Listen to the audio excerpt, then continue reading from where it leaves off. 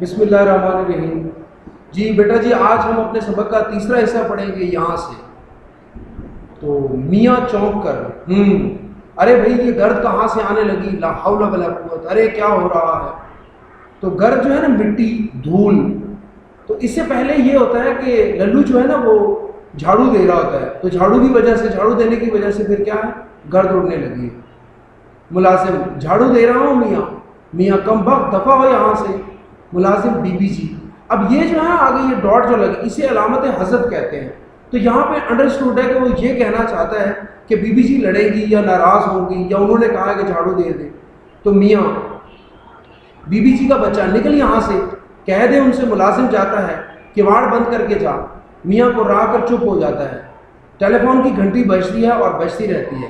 ارے بھائی کہاں گئی؟ ارے کوئی ٹیلی فون سننے تو آؤ، لا حول ولا قوت۔ خود اٹھتا ہے، ہیلو میں اشفاق بول رہا ہوں۔ تو یہ بیٹا جی ایک آبجیکٹو ہے، اس پہ نشان لگا لیجئے گا کہ میاں کا نام کیا ہوتا ہے، اشفاق۔ تو بیگم اشفاق کسی کام میں مصروف ہیں، اس وقت کمرے میں نہیں ہے جی۔ یہاں کوئی ایسا نہیں جو انہیں بلا لائے۔ میں علیل ہوں، علیل بیمار۔ کیا فرمایا آپ نے؟ آواز دینے کے لیے ضروری نہیں کہ گلا بھی خراب ہو۔ اب دیکھیں یہ جو فون کر رہی ہے نا ایک اور عورت، تو وہ بھی دیکھیں بدتمیز ہے۔ کیا کہتی ہے کہ آواز دینے کے لیے ضروری نہیں کہ گلا بھی خراب سے کا بیمار ہے، تو کیا ہوا، گلا تو ٹھیک ہے نا، بات تو صحیح کر رہے ہیں، تو آواز دے لیں۔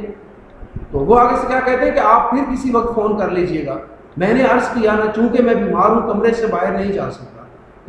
زور سے فون بند کرتے ہیں۔ تو بد تہذیب، گستاخ کہیں کی۔ تو بد تہذیب کا بیٹا مطلب ہوتا ہے بدتمیز، اور گستاخ بے ادب۔ ایسے ہی نا، وہ تھی بھی ایسے، کیا کہہ رہی تھی وہ کہ آواز دینے کے لیے ضروری نہیں کہ گلا بھی خراب ہو۔ بیوی مجھے بلایا تھا، ہے تم اٹھے کیوں؟ لیکن جب وہ آواز دیتا رہا تب کوئی نہیں آیا، ٹھیک ہے، کافی دیر بعد وہ آئی ہے۔ میاں اتنی آوازیں دی کوئی سنے بھی۔ بیوی توبہ توبہ، لیٹو۔ میں ذرا گودام میں گئی تھی، للو کو ریٹھے نکال کر دے رہی تھی۔ تو بلایا کیوں تھا؟ تو دیکھیں ہمسائے کے ہاں گانا شروع ہو جاتا ہے۔ ایک نئی مصیبت اور شروع ہو گئی ہے کہ ہمسایہ جو ہے وہ گانا شروع ہو گیا۔ میاں فون تھا تمہارا؟ بیوی کس نے کیا تھا؟ میاں ہوگا کوئی، اب مجھے کیا پتا۔ بیوی جب اٹھی کھڑے ہوئے تھے تو نام پوچھ لینا کوئی گناہ تھا؟ میاں میں نے کہہ دیا تھا پھر کر لے فون۔ بیوی مفت کی الجھن میں ڈال دیا، اللہ جانے کون تھی اور کیا چاہتی تھی، الجھن پریشانی۔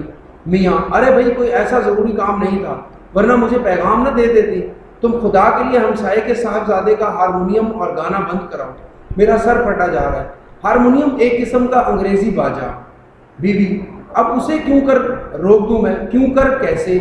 میاں بابا ایک دفعہ لکھ کر بھیج دو، ایک چھوٹا سا خط لکھ دو کہ میں بیمار ہوں، ڈاکٹر نے کہا ہے میرے لیے آرام و سکون کی ضرورت ہے۔ ایک روز ان صاحبزادے نے نغمہ سرائی نہ فرمائی تو دنیا کسی بہت بڑی نعمت سے محروم نہ ہو جائے گی۔ تو نغمہ سرائی جو ہے گیت گانا۔ بیوی کہے تو دیتی ہوں مگر کہیں چڑ نہ جائیں۔ چڑ جانا، خفا ہونا، تیش میں آنا۔ میاں مناسب الفاظ میں لکھو نا، کراتا ہے کہ بیوی کہتی ہے کہ اگر انہیں یہ لکھا کہ وہ گانا بند کر دیں تو کہیں وہ ناراض ہی نہ ہو جائے۔ تو میاں کہتے ہیں کہ مناسب الفاظ میں لکھیں کہ وہ ناراض بھی نہ ہو اور ان تک پیغام بھی پہنچ جائے۔ تو بے سرے گانے کا شور جاری ہے۔ بے سرا بد آواز، بری آواز والا۔ میاں کو رہا ہے، یک لخت بچے کے رونے کی آواز، یک لخت فوراً ایک دم سے۔ تو بیوی ارے کیا ہو گیا ننھے؟ بچہ زور سے گر پڑا، خون نکل آیا۔ بیوی زور سے خط لکھ رہی ہوں، ابھی آئی، چپ ہو جا۔ یہ زور سے مطلب تیز آواز میں یہ باتیں کر رہے۔ میاں کو راتے ہوئے یک نہ شد دو شد۔ تو یک نہ شد دو شد، ایک مصیبت کے ساتھ دوسری مصیبت۔ بیوی توبہ آپ تو بوکھلا دیتے ہیں، بوکھلا دینا بد حواس کرنا۔ دیکھ رہے ہیں خط لکھ رہی ہوں، بچے کو چپ کیوں کر کرا سکتی ہوں، کیوں کر کیسے کس طرح؟ تو آواز دیتی ہے ادھر سے، نامراد چپ ہو جا، خون نکل آیا تو کیا قیامت آ گئی؟ ابھی آ رہی ہوں، 2 سطریں لکھ لوں، سطریں لائنیں۔ میاں ختم نہیں ہوا خط، جانے کیا دفتر لکھنے بیٹھ گئی ہو، دفتر لمبا چوڑا خط۔ بیوی ابھی ہوا جاتا ہے ختم۔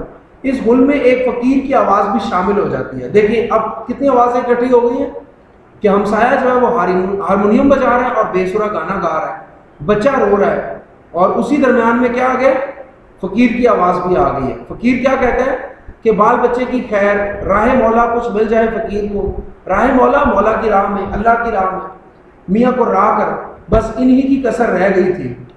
کسر کا بیٹا مطلب ہوتا ہے کمی، بیوی، تو اب میں تو اسے بلا کر نہیں لے آئی، میاں آ رہے تو خدا کے لیے اسے رخصت تو کر آؤ، رخصت کرنا روانہ کرنا۔